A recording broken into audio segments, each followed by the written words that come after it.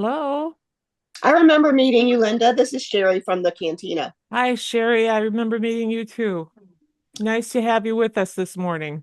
I'm very excited you're doing this. I tell you, this has been how are we going to get all the movers and shakers together to make sure we rebuild this better? And I hope your Yeah. platform will help us with that. Yeah, well, that's what we're here for. Doing what we can. Terry, if you can turn on your camera, or if you don't want to be on camera, then it's okay. Yeah, I'd rather not. Bottom left. Okay. Let's see what I look like. I'll let you know what I think. You are beautiful. I already can see you. That was me. I got dressed from here up. Hey, Marty. Hey, good morning, Good everybody. morning. Hey, good morning. Good morning. So as we are popping in here, feel free to, join the conversation for a few minutes. We'll let everybody in the door as they come, and then once it seems like we've got our guests together, we'll start. So in the meantime, feel free to say hi, ask questions. How many people are going to be here? Well, that remains to be seen, but we had 30 people sign up. Wow, Yeah. cool. Yeah, and I think I got two more this morning too. So So It whoever has Excellent. signs up, we are grateful for, and we're happy to be here and be with you. Hi, Ann. okay.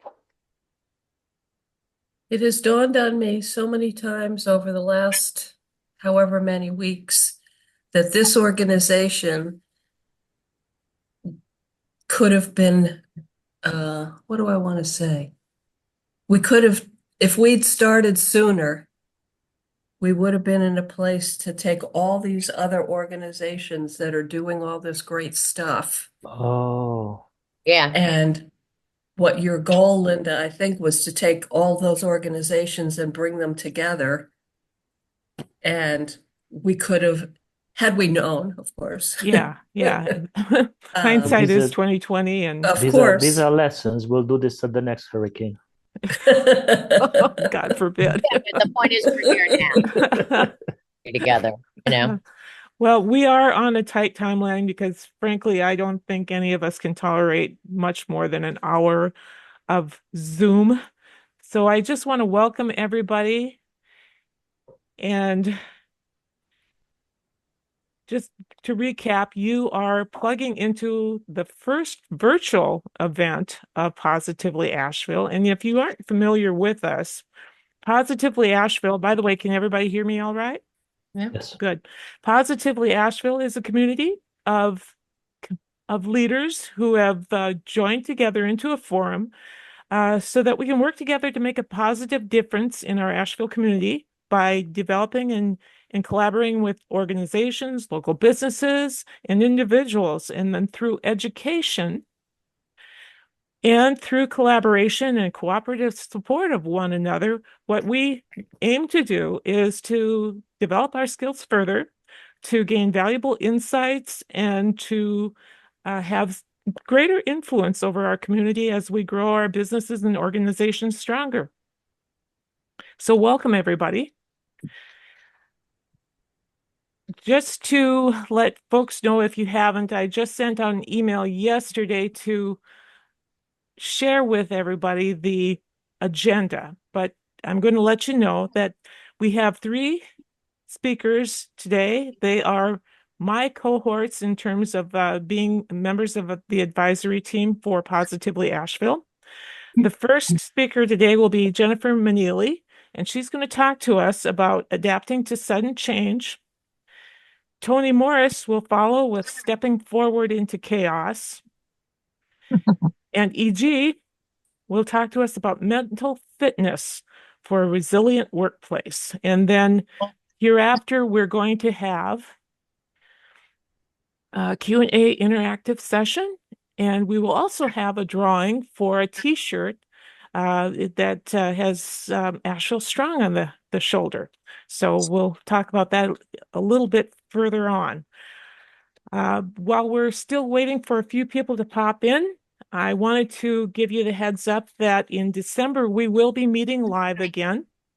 And At that time, that'll be the first Tuesday of the month. We always meet at the first Tuesday of the month at 10 a.m. at Sun Tzu Martial Arts. December 3rd is the date, and that's a special date because we're going to kick off December with a workshop featuring EG. And that workshop is titled Creating Trust Through Teamwork. And the workshop's going to be a lunch and learn. So it's going to go from 10 until 1 o'clock. And if you can let other folks know, we're looking forward to having everybody with us live again. But if at the same time, if this works out, we may do a few more online clinics as well. Did you say till 1 o'clock? Yeah, it's going to be a little bit longer than normal. Normally we end at 11:30, but that day we're going to have a little more intense study and learning involved, along with a lunch. So we will have a little bit something a little bit more than snacks. Is there anything else that you want to tell us about that, EG, before we get started? That it's not only for teams. Hopefully, we'll have a couple of organizations and multiple team members. But the workshop is beneficial to individuals also. It will help you better understand yourself, easily recognize the communication styles and personality styles of those around you and how to communicate better. And based on that, also sell better. And if you're a leader, lead your teams better. So even if you come without a team, it will be beneficial for you. And we're charging $25 a seat for that, simply to cover the cost of catering, because we want to have a nice meal with it. All right. This is a program that I usually get paid $2,500 to $10,000. So this is a big treat. So take advantage of this. All right. So without delaying any further, I'd like to introduce everybody to Jennifer Manili. Jennifer Manili, as I mentioned, is one of my teammates in terms of our advisory team. And she is also the president of Manili Consulting. And she's going to be speaking to us today about adapting to sudden change. Welcome, Jennifer. Thank you. We love the topic of change in general, right? Because it's so awesome when it happens. I don't know if you guys are aware or not, but recently we had a hurricane that has changed some things. I don't know about your life, but it has certainly changed some things in my life. And it has been, I feel like sometimes I'm like supposed to be up here telling about like all of these like really positive things and speak great about change, but I gotta say it's been rather messy, and it hasn't been easy, which I think is I don't think I'm the only one that has not put no towels on the head. We keep it professional, As soon as Mike has his microphone on. Hi, Mike. Anyway, so when I think about change, it's often not in a very good light, mostly because it's so difficult. But here's the great thing about what I've been able to like experience through this is really kind of start breaking things down in terms of what does it really mean and why is change sometimes so challenging for me to get my head wrapped around. And it started to become very clear when I've had certain things that I'm having to do very differently now. And it's been really frustrating. It doesn't sound like that big of a deal, but I've had to take a step back and look. And I think that for me, the thing that I've had to really allow myself an opportunity to do, and when I think back on all of the big changes that I've made in my life, is really taking a moment to grieve what was. Because when it comes to change, it means that things are different, and that means we're letting something go in our lives.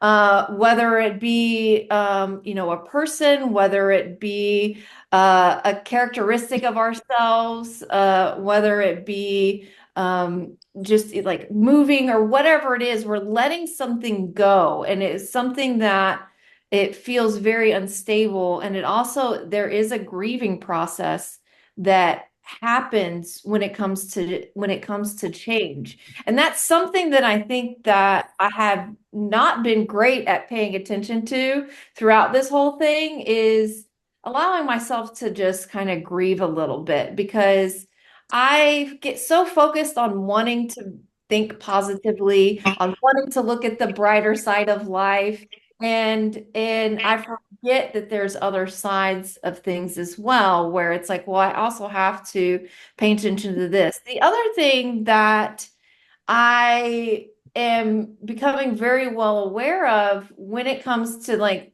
the things that are changing is, as things change, so do my needs. And when my needs start changing, sometimes I forget to pay attention to that, because I'm like just trying to go through the motions. I'm just trying to do what I can to propel myself forward, and I forget to take a step back and look at what are my needs, right? Because I can get so caught up into just paying attention to the things that are more frustrating, or some of the emotions that I'm feeling, that I forget that I'm like, well, this isn't really working. Things are changing, and so are my needs. And taking a step back to kind of pay attention to what those needs are. I'm having to think through. So I'll just give you an example. And this is just kind of, one of the things that has changed. I live in Lake Lore. Most of everything that I do for my business, for my relationships in my life, my friendships, everything is in Asheville. And so I've been driving back and forth to Asheville probably 4 or 5 times a week, sometimes twice a day. The drive has always been a bit of a drive. But since all of this, my mileage has doubled, and my time, because I have to go all the way down 26. My resentment towards DOT in 26 has increased exponentially. And I get to the point where I'm like, I can't keep doing this. Either one, what am I letting go of? And here's the thing is, I look at my life and I love my life and I love the things that I'm doing. I don't particularly want to necessarily let go of anything. I am becoming more mindful of how often I get in the car and trying to figure out how to do more stuff here. But I'm also paying attention to how much energy is going into um, having to spend time, one, in the car and being so frustrated and upset that I have to drive all the way down 26 every time. And uh, so for me, like, some of my needs have been shifting. So I have to take a step back and go, how do I make this work? Because I can live in frustration. I can let things go that I don't want to let go, or I can actually start talking and communicating and saying, how do I make this work? Right? Like, ideally, what's my situation? So it's like, oh, really, if I could just find a place to stay for a couple of nights a week in Asheville and bring my dog, which is, something I got to do, but that would be ideal. But then, like, what's some other options? Because that could be challenging. And so then I have to actually start articulating and speaking things into existence based on, what it is that I'm looking forward into what I need. And then I have to kind of actually ask and put it out there and say, hey guys, I need help. I need to figure this out. Because something's got to give. This isn't working. Something's got to give. And so then I was talking to, another person yesterday. We came up with like 4 different solutions to the challenges and the problems that I'm having, trying to maintain my relationships in Asheville and doing what I really would really like to do. And so just having some options and having the conversations and having the awareness that There There is a change. You did use that stuff on here? Yeah, Yes, it helped, but it helped. It didn't get. yeah, scratches. Yeah, and it Not, didn't really. I'm hit just, hey, Susan, okay, thank you for her microphone. So that's kind of like, when I think about change, I think I have to really be able to honor the change that's happening in front of me and honor all of the emotions that go along with that. And that's sometimes where I find to be the most difficult about coming up with, like, how do I manage myself through change, is I want to fight against the emotions, especially the more painful ones, especially the ones that, I don't really want to feel. But the more that I fight against the emotions that I'm feeling, the harder it actually is. And so that's just really something that I have spent some time really thinking through for myself. And I think it doesn't go just with this topic. I think this is something that I have found, because I've made a lot of significant changes, a lot of sudden changes in my life. And it's always been the resistance to the change, not honoring all the emotions, and not really taking a step back and meeting my needs through it, that have been the biggest challenges. So now that's what I'm really focused on, is understanding what are my needs and what do I feel, and then being willing to talk about it and ask for help, which is never an easy thing for me. So I think, we had a little bit of time. I'm going to stop there, because I think that's all I have to say about that. And we can move on. Thanks for letting me speak to that today. Thank you, Jennifer. What I suggest that we do is we have 10 minutes from each of our speakers today, and after which we will have an open discussion about things. Clearly, as we listen to people, we can see our own lives unfold within their stories. And after we have a chance to listen and digest some of this information, then maybe we can comment on what they have to say from our point of view, and it'll help people even further as we move out of what was Helene into our new tomorrow. All right, with that, let's move on to Toni Morris. And Toni is going to speak to us about stepping forward from the chaos. Am I on? Yes, Toni, you are on. Okay. Good morning, everybody. I was paying attention to the actual language that Linda used when she talked about what I was going to talk about. And I think the quote was stepping forward into chaos. And I remember having a sort of emotional reaction when I heard that, because I was like, no, I don't want to step into chaos. I want to step out of chaos. But then I realized that it's actually some of both, because the circumstances that are related to the storm that we've all recently endured, they absolutely have created a lot of chaos that we want to step out of. But it's also the case that the scale of that is so big that no matter what our circumstances are, there's still chaos around us all the time, all over the place in various ways. And so we are at least stepping through, if not into, some chaos as well. But what's common to both of those, which I think is relevant right now, is they both have to do with stepping forward. And so that's really where I'd like to invite us to put our emphasis. I've long since felt like that human beings we're not very good at hanging out in one place. I think that generally speaking, we're either moving forward or we're moving backwards. We can go sideways a little bit, but we can't even maintain that very well. So in my own life experience and observations of other people, we're either somehow moving forward or we're moving backwards. And I think that when we take an emotional hit, as well as other domains of hit, it's like a gut punch, and the natural response is to recede somehow. We're moving backwards.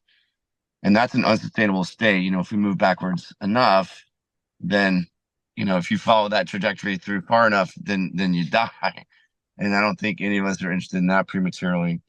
So, you know, one of the things that Jen spoke about was honoring our various emotions. And I think that there's a lot of grieving going on right now. Some of it's conscious, some of it's unconscious, but a lot of grieving about what used to be that doesn't exist anymore. And we miss that and we're sad about it. And so we're experiencing this deficit.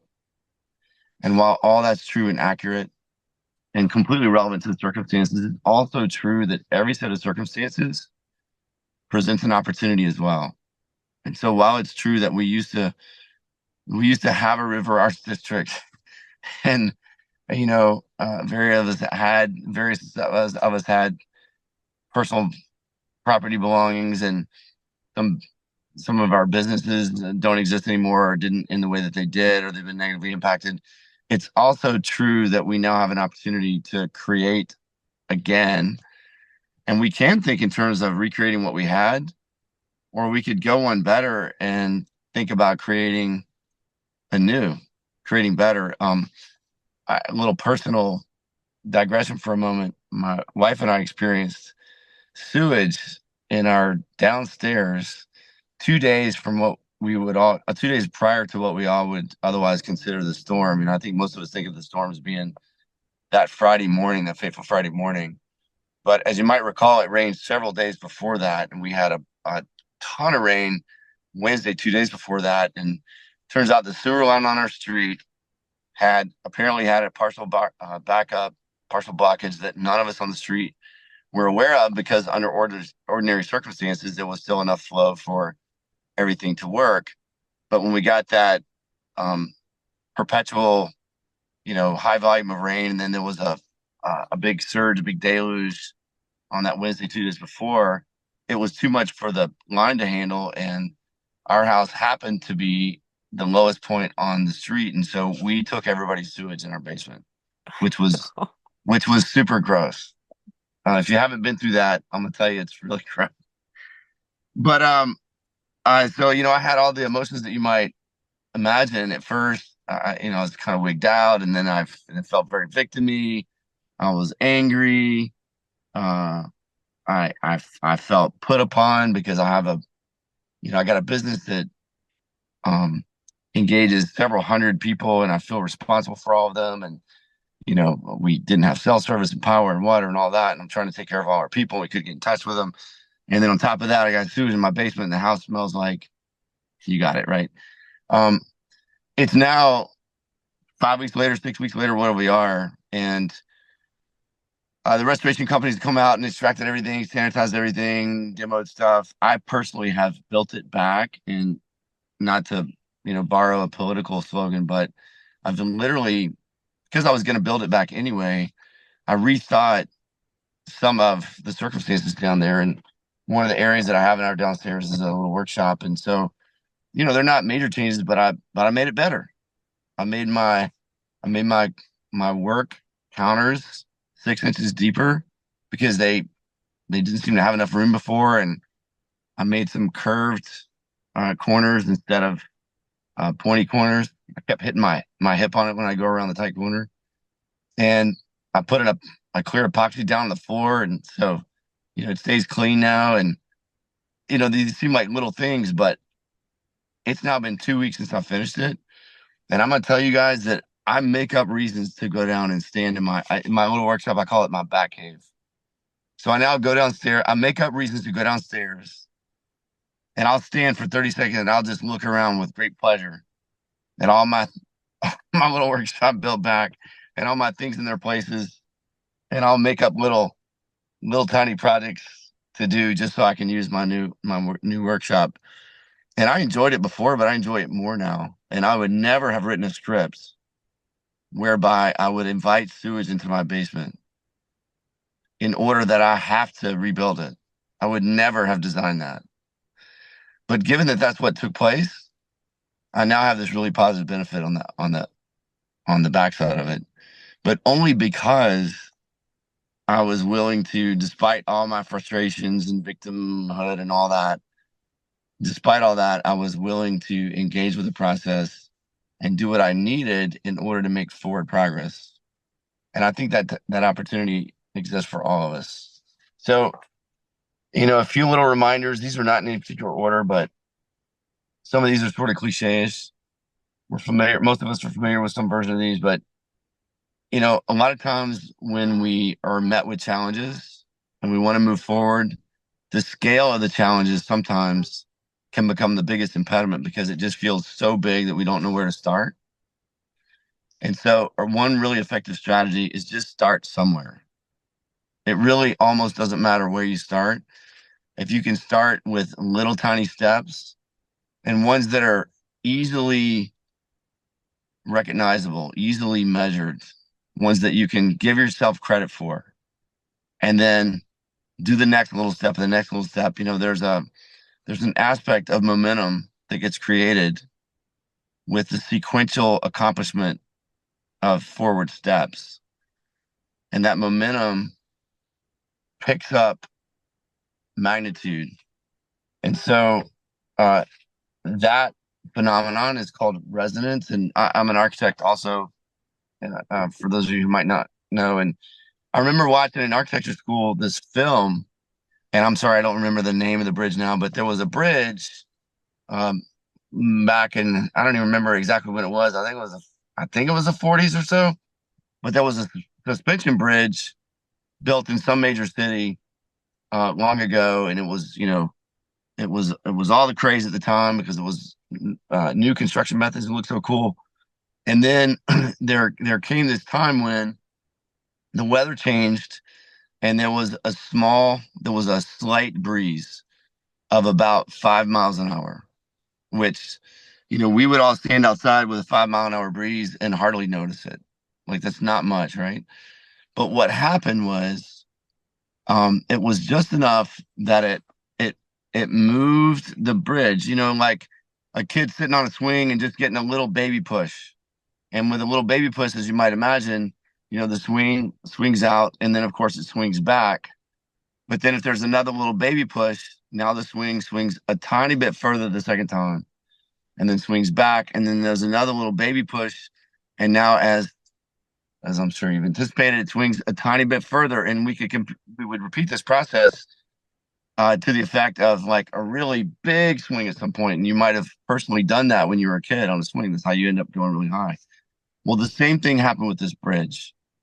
The 5 mile an hour wind was constant, and the bridge would swing and then swing back. But because the wind was continuing to blow, and it'd swing again and swing back, and it got to where it was swinging way beyond the structural capacity that it was intended for, and the bridge literally exploded, like with cars moving on it and everything. It was awful. It was a travesty, and lots of people died and all that. And while that's this really awful thing, the point I actually want to make about it is the magnificence of the eventual built-up effect of just continued contribution of a particular type of energy. In this case, it was the wind. In our lives, after a devastating storm like Helene, it could be fill in the blank with whatever you want. And the increments of input can be really small. As long as they're consistent, they will build up momentum, they'll build up resonance, and then the ultimate effect is really big. So when faced with a really large scale that feels daunting, one of the keys is to just have small bite size. Just like having a plate full of food and it's way too much to eat in one mouthful. You just one little bite at a time. Before you know it, you've killed the whole plate. So I think that's a really important concept to keep in mind right now.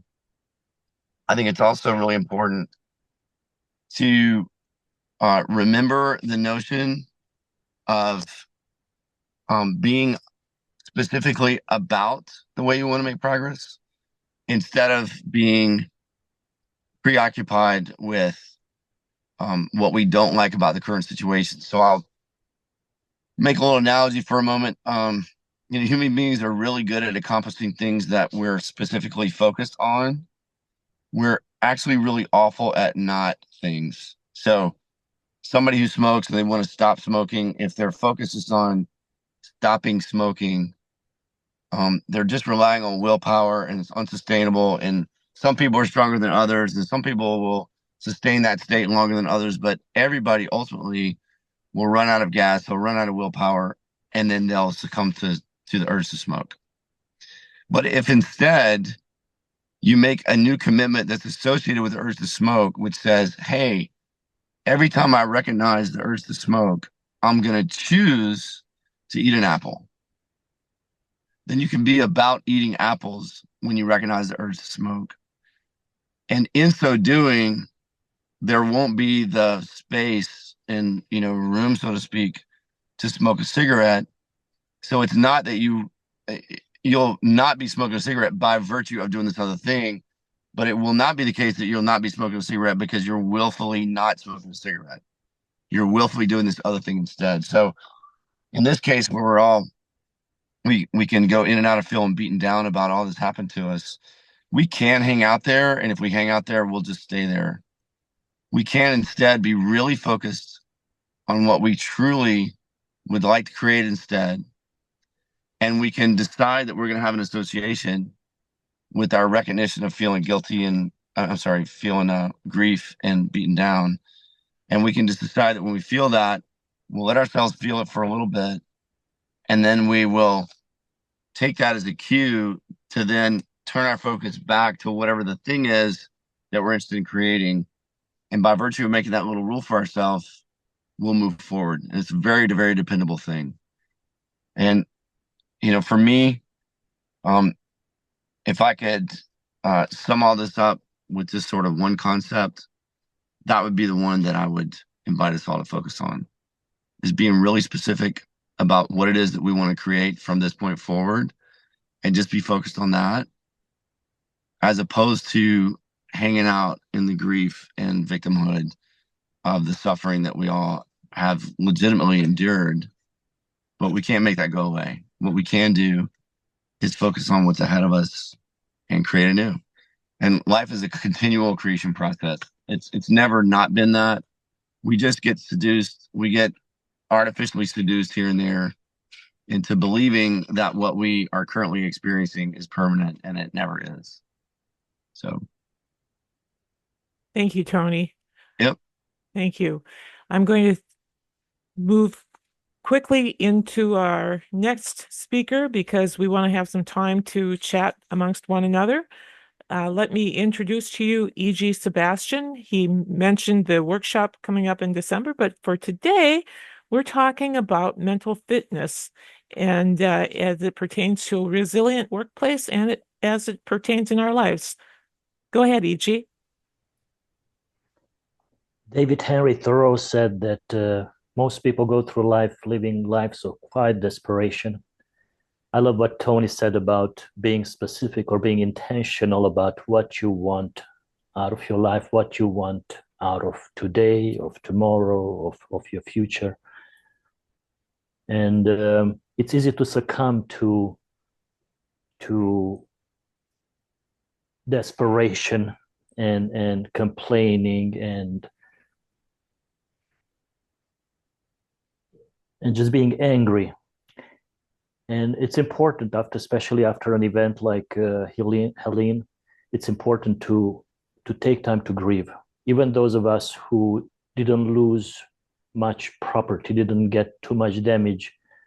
In my case, I was taking my wife to work, maybe day number 4. It's very fuzzy. Those first few days are fuzzy because we were surrounded by water, couldn't leave the neighborhood. Many of our neighbors were underwater. No way to communicate with outside world, so it was scary. But when I was driving my wife to work, it was like driving through a war zone, and it affects you. And it's important to feel those feelings. Also, those who understand the psyche, how the psyche works, they say that name those feelings. I feel angry, I feel scared. I mean, name those, because they lose a little bit of power when you name those feelings. But the most important thing is, yes, take time to grieve. Don't try to mind over, because we hear all kind of positive things, mind over matter and all that, and just be happy, whatever. No, so yeah, take time to grieve. But yes, as Tony mentioned that, and I'm a big believer of this, that there are gifts in every mishap, even in tragedies. But sometimes it takes weeks, months, even years to find those gifts. But Tony found it pretty fast. First, he was covered in brownies, and then he created something more beautiful, something that he's very happy about now. 4 years ago, I lost my son in a car accident, 21 years old. He just turned 21 a few months before. And definitely, I was not looking to find gifts, nor did I think that I will ever find gifts in that. But I knew that I had to take time to grieve, and I curled up in my bed and I stayed there for, I don't know, 4, 5, 6 months. I don't know how long was it, sobbing. And during that time, one of my clients sent me a book, Soul for Happy by Mo Gadat. And I was thinking, I just lost he sent it to me like a month or oh, no, about 3 months, yeah, into it, yeah. And I'm like, why would you send me a, Soul for Happy? What do I want to do with happiness? I just lost my son. And as soon as I started reading the first paragraph, the first sentence, 17 days after the death of my son Ali, I began to write and I couldn't stop. And so I understood why he sent me. He's a TEDx speaker, so multiple TEDx speaker, very successful author. And I'm like, I mean, he must have had the reason. So I read and started reading the book.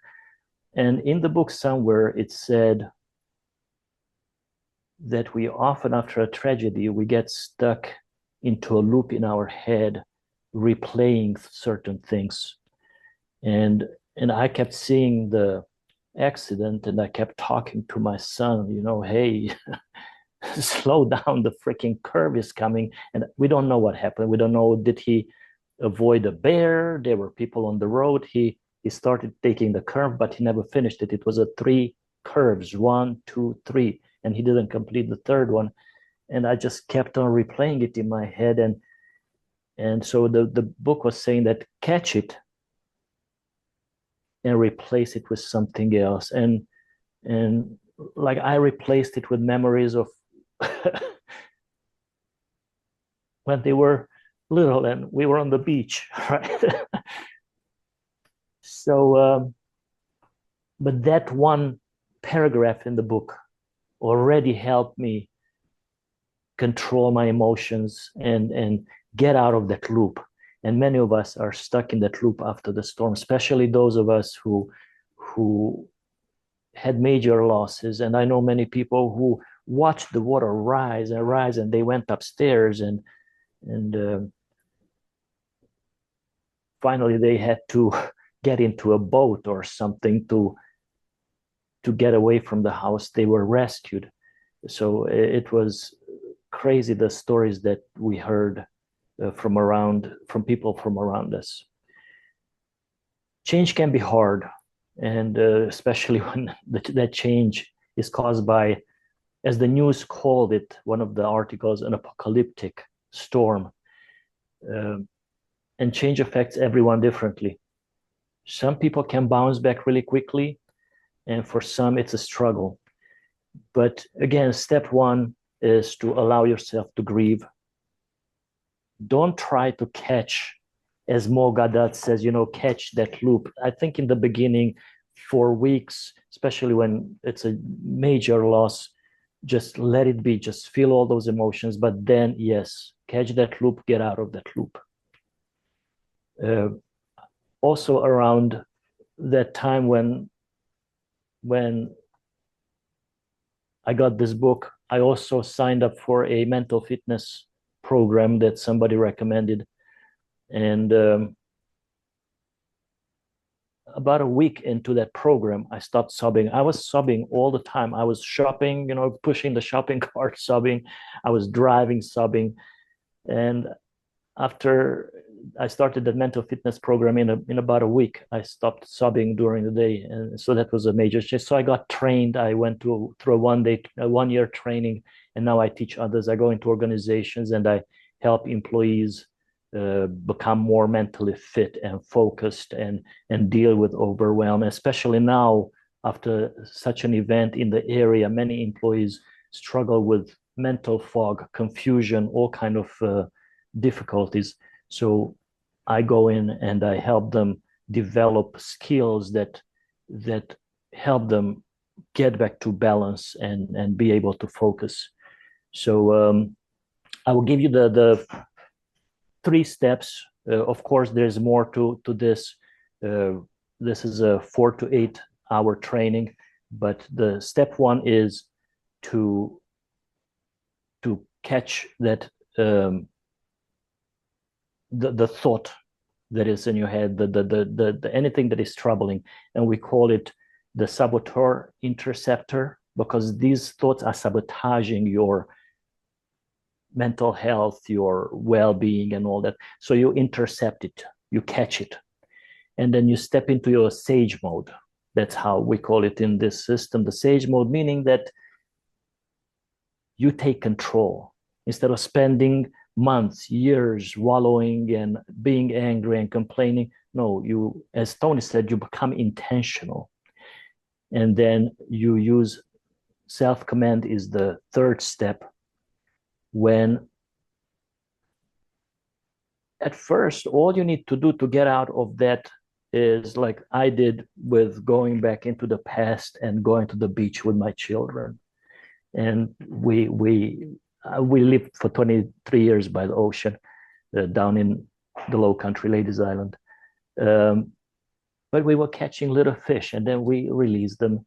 So for me, that memory, right? Or Shamin Shirzad, the founder of the mental fitness, PQ mental fitness program, he says simply just rubbing your fingers together. And some people do this by instinctively, like my wife, she will play with her nail, but that will take you out of your head and into that sensation, especially if you consciously direct your mind there, like trying to feel every little ridge on your finger. What I do, my go-to is I go outside and I breathe in and I stretch and I feel every muscle in my body. Mentally, I go to every muscle.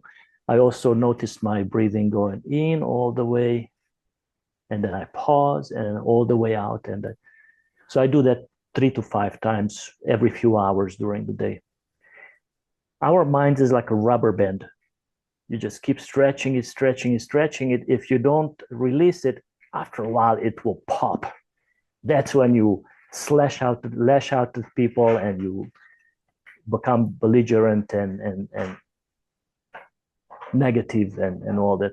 So it's important to release that band. So do those, whatever it is, take a minute to dance, or you can come up with your own mental fitness exercise. But also you can message me and I can send you a couple of these activities. So that's the basis of mental fitness activities. And by doing these regularly and capturing whatever troubles you, naming them, getting into sage mode, and then taking specific action that takes you towards your goal. Where do you want to go? Not complain about what you can't, but what can I? And that will also increase your resilience over time when you practice this regularly. And if you know any organization that you think might need me, I do 2. Right now, I do 2 free events every month, all the way till next year, till July. Then I will revert back to 1 a month free for nonprofits or any organization that got hit hard by the storm. So let me know. I'm available for these workshops. And that's it. All right. Thank you, E.G. Now you've heard perspectives from three people on what they experienced, what they did with it, what they learned that they could do with it. I would love to hear your comments, opening up the table to anybody who wants to speak. If it gets too noisy, all of a sudden I'll plug in and we'll create order to it. But let's just open this up as a round table and have our thoughts amongst one another and share your ideas and share your takeaways. And just to mention, some of us are gifted with ability to really be expressive. So try to express yourself in 2 to 3 minutes so everybody can get a turn. Yeah, and everybody unmute. Yes, and don't push each other. It's not nice. Just unmute yourself and just start talking, or raise your hand if you know where the reaction button is down the heart, and then you click it and there's a raise hand. Marty, I see you are ready to talk. Go ahead. Me? Oh, I thought you were ready to say something. Yes. Oh, well, I'm always ready to say something. By the way, Marty is also a disc trainer, so very, very happy to count her among my friends. Always great conversations with her. Yes, likewise. I would just say that in going to the laundry truck, in going to the shower truck that FEMA has set up, because I'm not washing my clothes in turbid water, and we're not doing anything with that water.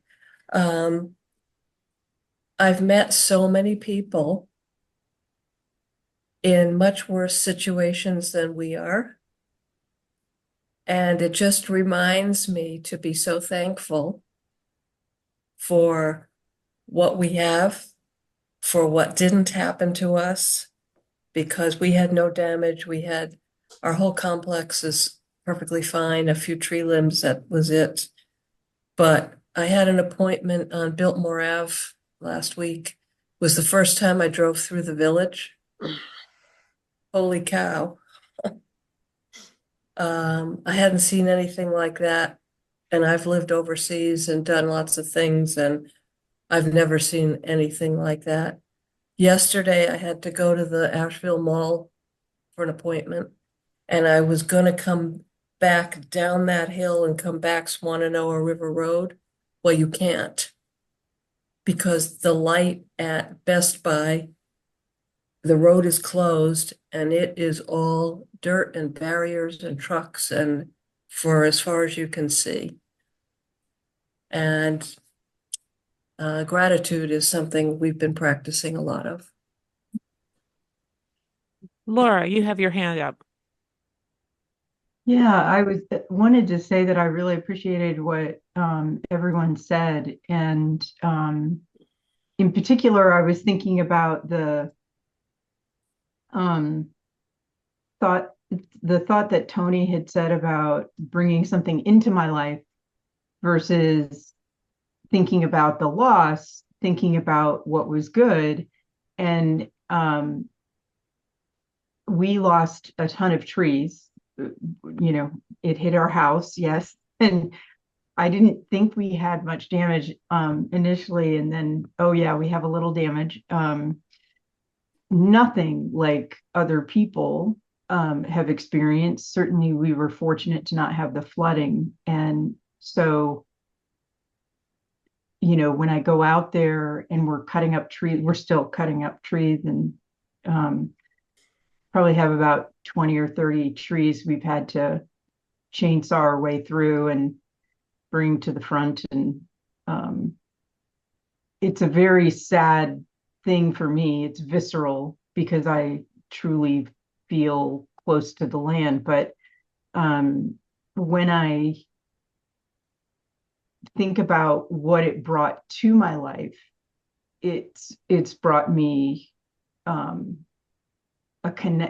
even stronger connection to the land, an increased appreciation for the fact that I'm physical and I'm able to be physical and I'm able to, lift everything and do what I need to do. And But it's also given me appreciation for the people in my life and who has supported one another and reminded me that Asheville is a great place and we moved here to live here and we really love it here. And so there's a value that is indescribable and undefinable, if you will.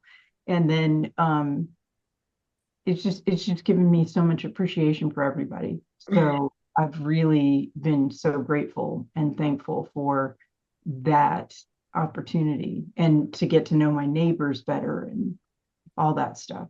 So, Thank you, yeah. Laura. Christine, you had something?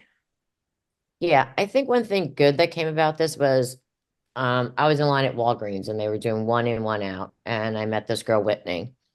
And I actually had met with her before from Chaipani. But anyway, we became accountability partners. So every morning we would check in on each other and tell each other where we're getting water, where we're getting food, where there was free dinner. And we became really close. And it was good to have someone who understood what we were going through, that didn't judge, gave grace if we were in a bad mood. And, it was wonderful because I feel like we have to meet people where they are because not everybody is dealing with the same thing that maybe you may be dealing with. Or if they are, everybody's perception is different. Like, for example, my daughter wasn't here at the time. She came home after she was on tour with her band and she was like, I don't understand why you're freaking out. And I had to take a breath and just realize that, after I got out of survival mode, I started to see the big picture about like our businesses. And I mean, now that we had power and water, it was like, well, what comes next? I had a tourist magazine. A lot of my clients were restaurants and artists. So I feel like, everywhere I look, someone's affected. I don't know how to help people. And that's been my problem. I'm dealing with guilt that way. But I just realized I just try and meet people where they are and help where I can and just not judge. My daughter doesn't understand the big picture. She's 21. Um, and everybody deals with things differently. So I've learned a lot to take breaths and just be appreciative of people that I've come really close to that have helped me. So yeah. Thank you, Christine. We have just a few moments before we do the drawing. Is there somebody else that we can? Carrie. Good morning, everybody. I really enjoyed everybody's take on what has happened in our community. What has touched my heart mostly is the community and how people have come together, and even people from all over. Before we've lived in our little holes, our little boxes, right? And we reach out a little bit, but this time we've like given everybody a big hug, and that's really what I want to focus on moving forward, is maintaining that feeling of community and appreciation for each other. And all these things that we've discussed is part of that. And part of why I've also, started the fundraiser. I've started because as we move away from the actual event, we're seeing the ripple effects of other things that have come up. And one of the things that I feel very passionate about is how our kids are processing this. Because even we as adults during this discussion, we're having trouble processing and understanding how to move forward and how to like take it all in and then give back what we can. So I just want to keep everybody's awareness that our kids have processed this thing, if at all, in a very different way. And we got to keep our focus on them too, because as we build back, things are going to look different, and things already look so different for them mentally and emotionally and physically. So thank you all for like bringing it all together and how we're all feeling, and then we can focus on how to help each other in different ways. Okay. Thank you, Carrie. And thank you for adding the perspective of children. That's really important to keep in mind that looking at this from having a wealth of experience one way or the other up to this point in time versus being newer to the world and then seeing something like this, it's completely different experience. Absolutely. All right, this is our last opportunity to share any thoughts. I'm going to call on anybody right now who would like to share their thoughts. Otherwise, we will move forward into our drawing. Anybody? Don't be shy. Okay, I'm not going to twist anybody's arm either, so we are where we are. I want to again remind you that we have an event coming up live in December. You can find registration information for that event at positivelyasheville.com. On the front page, there's a calendar. You simply click into the picture with EG and you will find the registration form there, and hope to see you all at the workshop in December. We So also, if you have teams or if you know anybody who has teams and want to help them perform better, we have team discounts. So let them contact us or you contact us about that. absolutely. Absolutely. All right, everybody. So we're going to have a little drawing here. I have a t-shirt with on the shoulder. We have Asheville Strong. It's blue. They're all size large. We will have one lucky winner here today. And that winner is Susan Connor. Congratulations, Susan. I have your contact information that you registered with, and if I need anything further, I will let you know. But the greatest thing would be if you let me know if you'll be at our event in December, because I'll be happy to hand it to you there. And for now, oh, Christine, you had something further to say? Say one more thing. So All I just right. want how grateful I am for Positively Asheville, because I think together as leaders, we're the ones that can be able to bounce off each other and start change in this community. I mean, through our experiences and through advice and through working as teams together, I think together we have an opportunity that no one else does to tackle different projects.